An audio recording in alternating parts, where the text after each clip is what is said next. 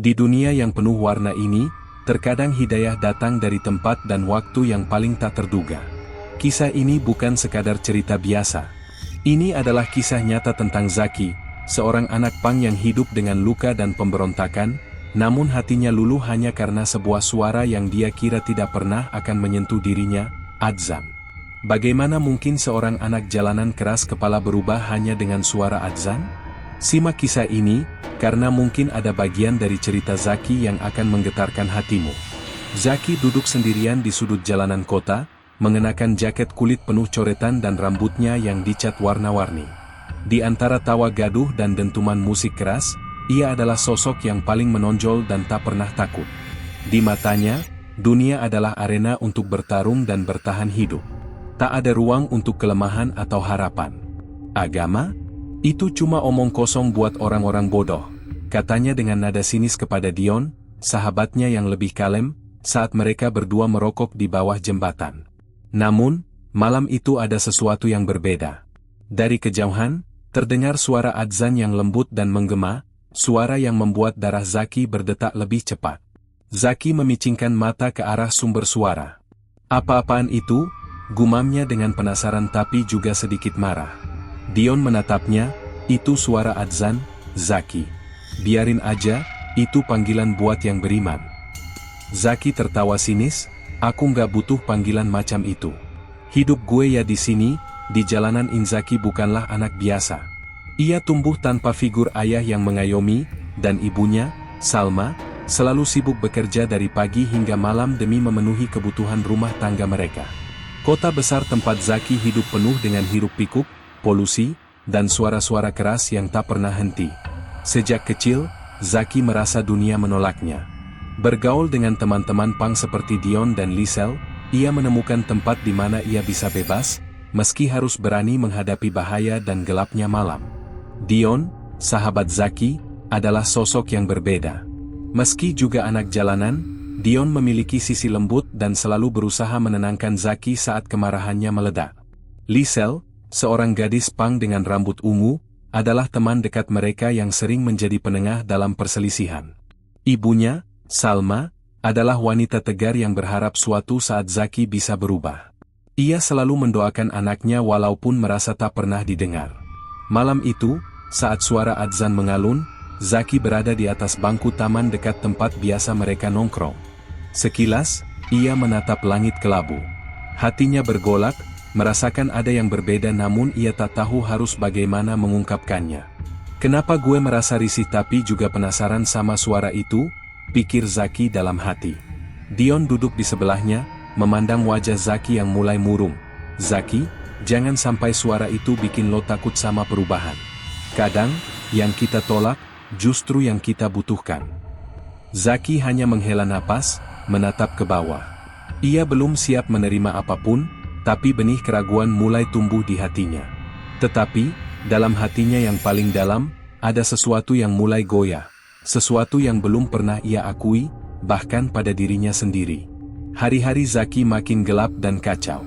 Meski ada suara adzan yang masih terngiang di kepalanya, ia berusaha keras menutup perasaan itu dengan tawuran dan mabuk-mabukan bersama Dion dan Lisel. Suatu malam, saat mereka hendak merampas tas seorang ibu yang sedang berjalan sendirian, Zaki bertindak terlalu kasar. Ibu itu jatuh dan menangis histeris. Polisi yang sedang patroli cepat menangkap mereka. Zaki ditangkap dan dijebloskan ke penjara. Di balik jeruji besi, dunia yang ia kenal berubah drastis. Suara gaduh kota digantikan oleh sunyi yang mencekam dan aturan keras penjara. Di penjara, Zaki bertemu dengan napi-napi yang lebih brutal dan keras. Ia harus belajar bertahan hidup dalam kondisi yang jauh lebih menantang. Namun, ia tetap memberontak, menolak aturan dan mengejek mereka yang sholat atau berdoa. Suasana menjadi makin panas ketika Zaki terlibat perkelahian dengan seorang napi yang dikenal sebagai ustaz di penjara. Saat itulah Zaki mulai merasakan sesuatu yang berbeda dalam hatinya, tapi ia masih menolak mengakuinya. Di penjara, Zaki dipindahkan ke satu kamar bersama seorang narapidana tua bernama Pak Syamsul.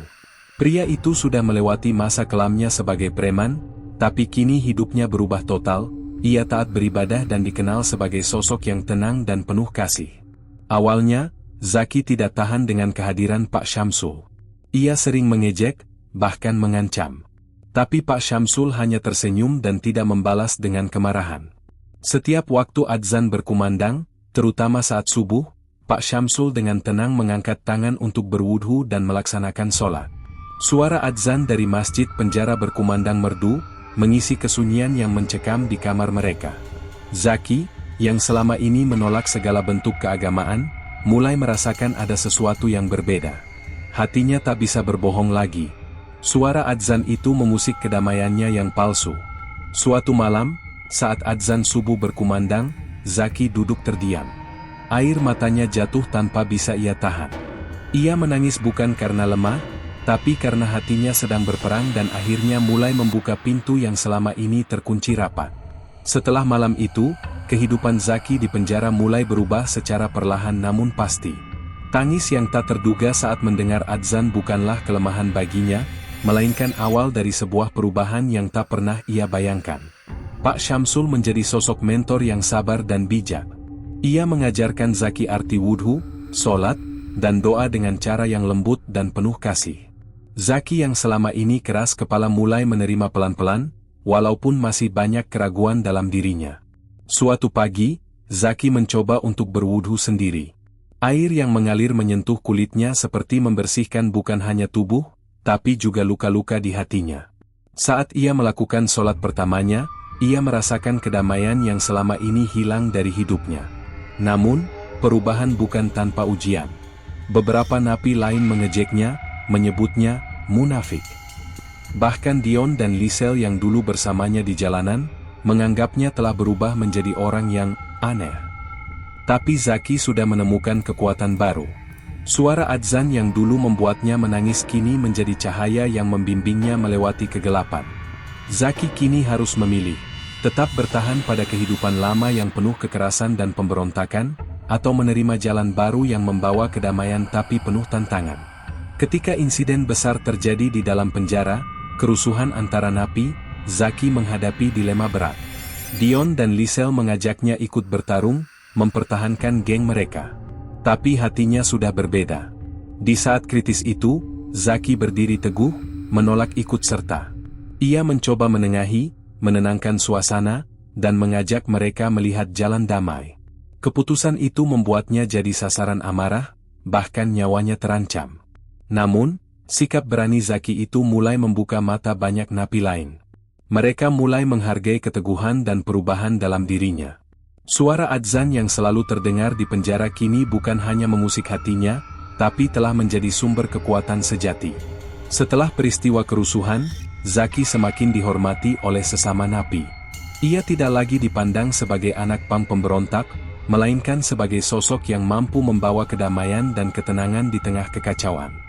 Pak Syamsul terus membimbing Zaki untuk semakin mendekatkan diri kepada Allah, mengajarkan nilai-nilai kesabaran dan ketulusan. Di dalam penjara, Zaki mulai rajin mengikuti pengajian dan belajar menulis surat untuk ibunya, Salma. Dalam suratnya, ia menuliskan permohonan maaf dan harapan untuk hidup baru yang lebih baik. Mendengar kabar perubahan Zaki, Salma menangis haru dan terus berdoa agar anaknya tetap kuat dan istiqomah di jalan kebaikan. Waktu terus berjalan. Zaki semakin teguh menjalani perubahan hidupnya. Ia tahu jalan ini penuh ujian, tapi hatinya sudah menemukan damai yang selama ini dicari. Di balik jeruji besi, ia tak lagi sendiri. Ada cahaya Allah yang menuntunnya, suara adzan yang dulu membuatnya menangis kini menjadi lagu penyemangatnya setiap hari. Hari pembebasan pun tiba. Zaki keluar dari penjara dengan hati yang baru. Ia berjanji pada dirinya sendiri dan ibunya, Salma, untuk memperbaiki hidup dan menjadi inspirasi bagi yang lain. Dion dan Lisel pun mulai melihat perubahan Zaki sebagai contoh bahwa tidak ada kata terlambat untuk berubah. Kisah Zaki mengingatkan kita bahwa di balik gelapnya masa lalu, ada cahaya Allah yang mampu menerangi dan menyembuhkan hati.